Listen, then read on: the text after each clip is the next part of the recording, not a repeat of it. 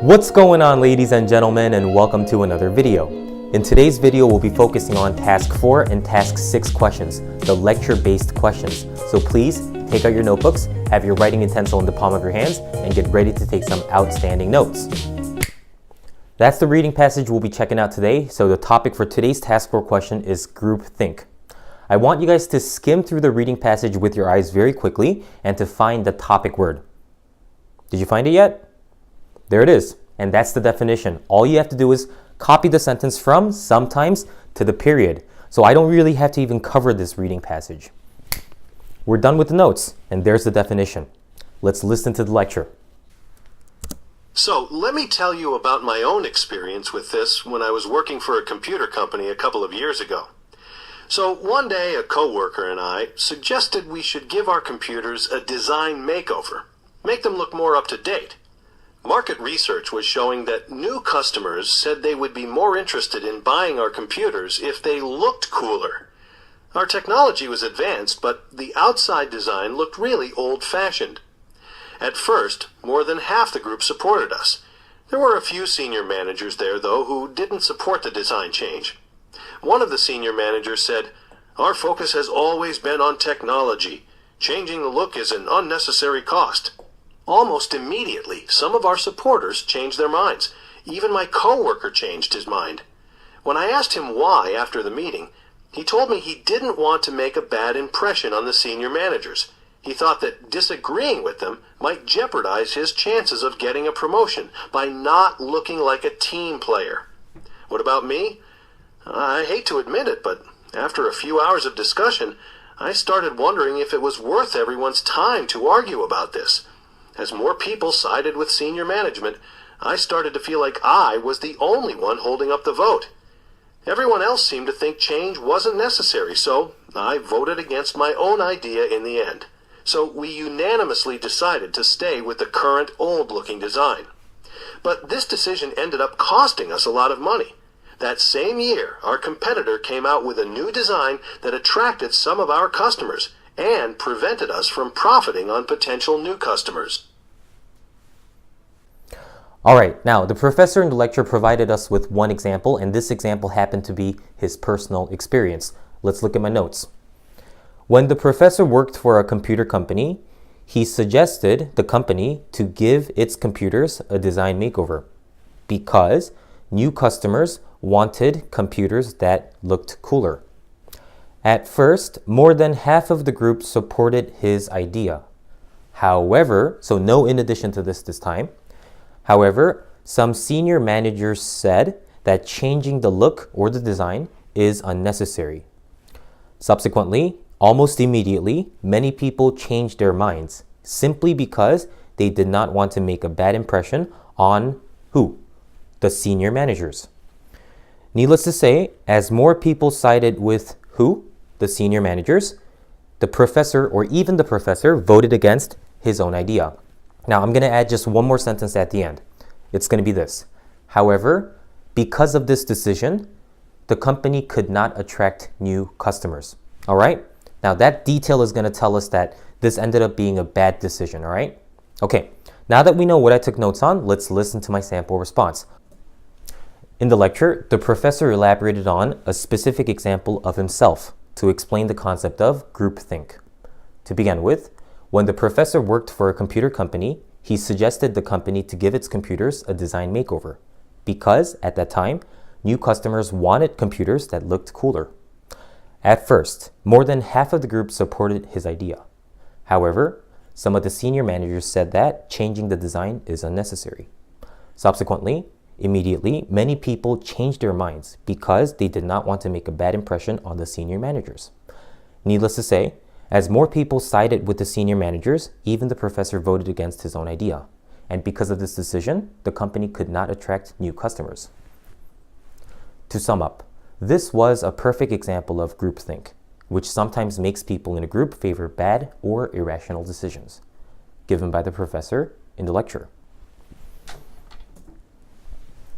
All right, so fortunately, I realized that I had about 14 seconds left when I was done saying the lecture's information, which is enough time for us to say the definition at the end without having to hurry. Now, If you feel like you would have closer to 10 seconds left with this amount of information, then you can choose to take out some information, all right? So the information that you could take out would be this right over here, okay? So the fact that even the professor voted against his own idea is not as important as the decision making it impossible for the computer company to attract new customers. So if you want to take something out, you could actually take this out, all right? So this part would sound like this with this information deleted. Subsequently, immediately, many people changed their minds because they did not want to make a bad impression on the senior managers. As a result, because of this decision, the computer company could not attract new customers. Do you understand? That's perfectly fine. All right. So before we move on to task 6, I want to emphasize one more thing that I actually want you guys to do while you're listening to the sample responses. So in the previous video, I told you guys how to listen to the lectures and conversations, right? So just in case you didn't watch the previous video, the 3-step process is, number 1, pretend that you're at the real test and listen to the lecture and take notes, okay? Number 2, compare your notes to mine. Last but not least, listen to the lecture or conversation one more time while taking a really close look at the notes that I have on the whiteboard, okay? So that's the 3-step process that I want you guys to do every time you listen to a conversation or lecture via my videos. Now, what I want you guys to do with my sample responses is lip sync, all right? Utilize the shadowing technique. Mimic the way I speak. If you're able to do that on a consistent basis without too much effort, then you will have increased your speaking proficiency and abilities by leaps and bounds, believe me. So please utilize the shadowing technique, lip sync along with my sample responses from now on if you have not been doing so.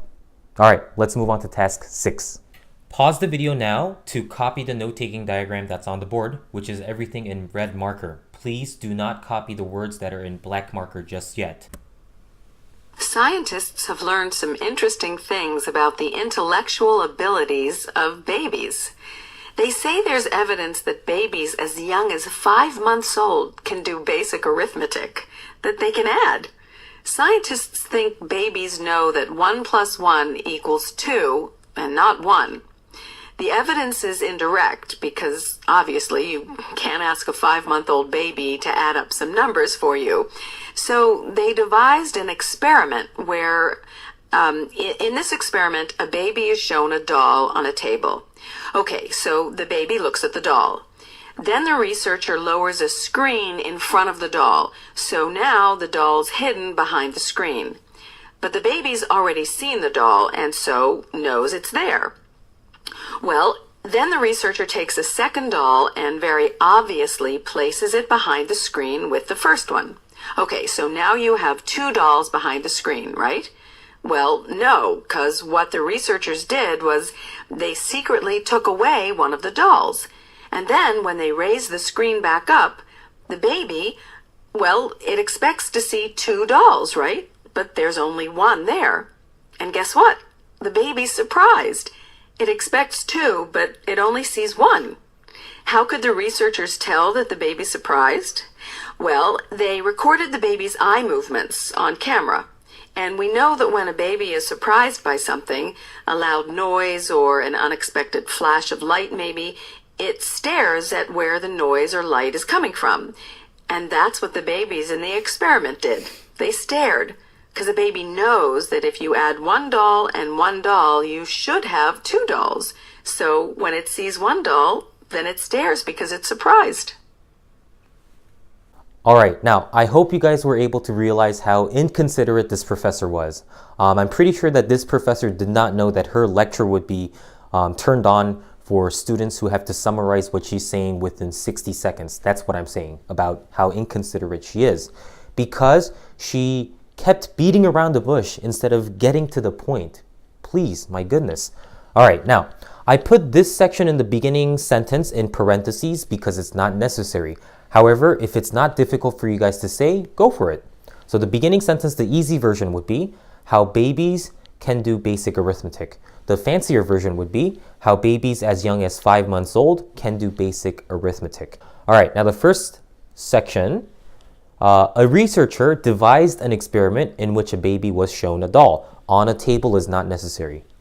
Then the researcher lowered a screen in front of the doll, but the baby still knew it was there. The researcher then placed a second doll behind the screen and secretly took away one doll. Now, there's not going to be a furthermore or on top of this for this response. It's just one free-flowing, not free-flowing, but one flowing section. Subsequently or consequently, the baby expected to see two dolls and got very surprised because he only saw one doll once the screen was lifted. Plus, scientists could tell that this baby was very surprised because he stared at the doll for a really long time. That's what I'm going to say.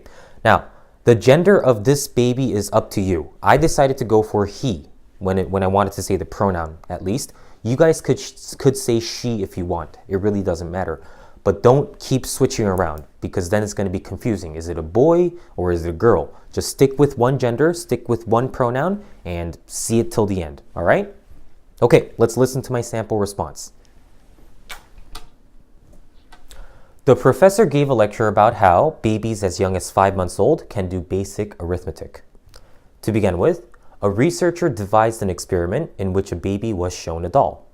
Then, the researcher lowered a screen in front of the doll, but the baby still knew that the doll was there.